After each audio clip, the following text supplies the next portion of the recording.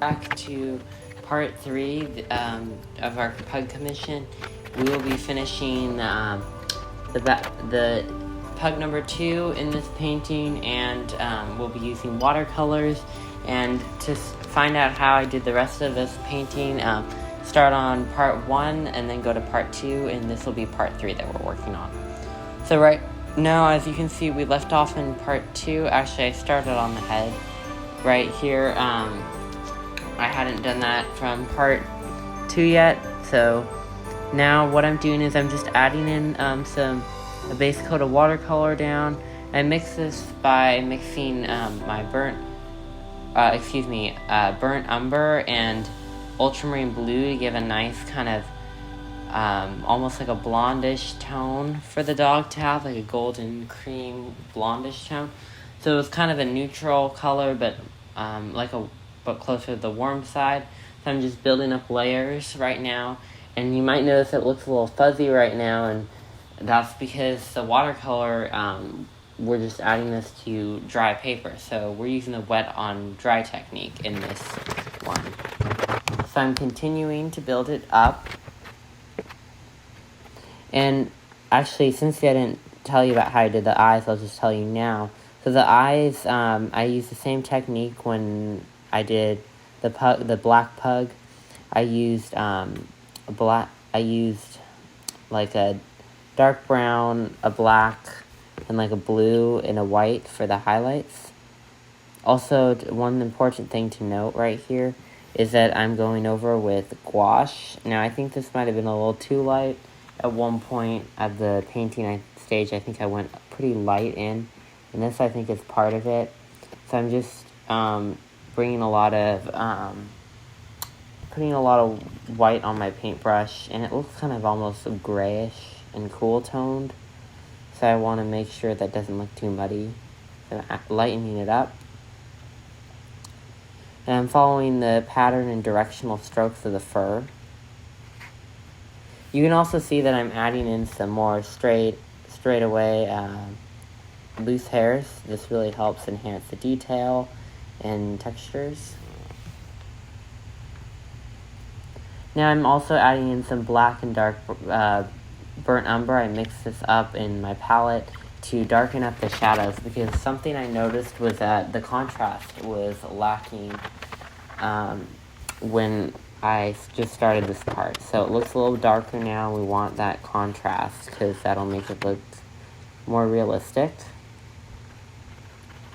Now I'm going in with my black colored pencil. So this part I think for me was the trickiest, trying to get the pattern that's etched into its bandana. So basically what I'm doing is I'm not applying any watercolor to this area at all, because when we apply watercolor to this area, it'll get very fuzzy results, and we don't want that. We want crisp results. So I'm applying my black colored pencil. Once again, this is the Faber-Castell Polychromos. You can use, if you don't have that, you can use like a Prismacolor or a Caran d'Ache Luminance.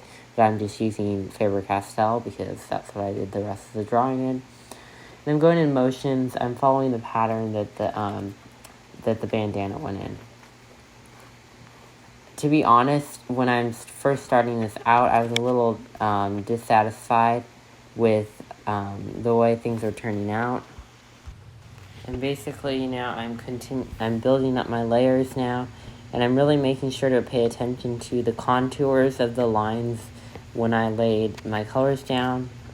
Now I'm using the Faber-Castell Polychromos colored pencil for this, for the white. And I have to be honest, it's not really working that well, and I'm kind of dissatisfied with it because it's not getting, it's not transparent enough is what I want it to be. So I'm going to switch that over to the Prismacolor Premier pencil. But meanwhile, while I'm doing that, I'm also adding some gouache over the top. Now, I don't think this step was really necessary. If I could have redone this, I would have not done the gouache probably for that part. It makes it look too fuzzy.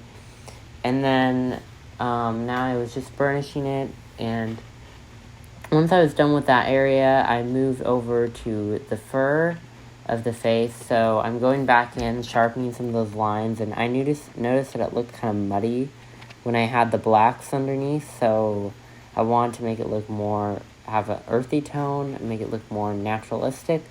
So I added in some burnt ochre and burnt umber over the top of it, but I tried to keep it as very light as possible in those shadows. I mean, in those mid-tones, and in the shadows I would cover up with browns and blues so that they don't look too flat looking, like just standard black would look like.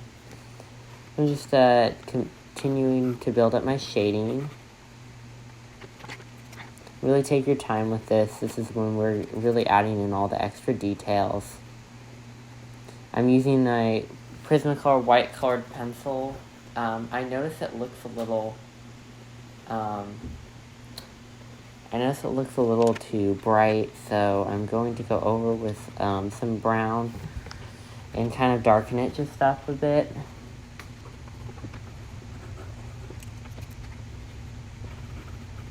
Now I'm taking some of the grays. I think I'm using a warmer cool gray. I don't know exactly. Now I'm actually glazing the blues over the top of the snout. The reason why I think it's really important to glaze other colors that aren't black over the top, so that they don't appear flat and lack texture. So we're almost done here. This is the final stage of the drawing.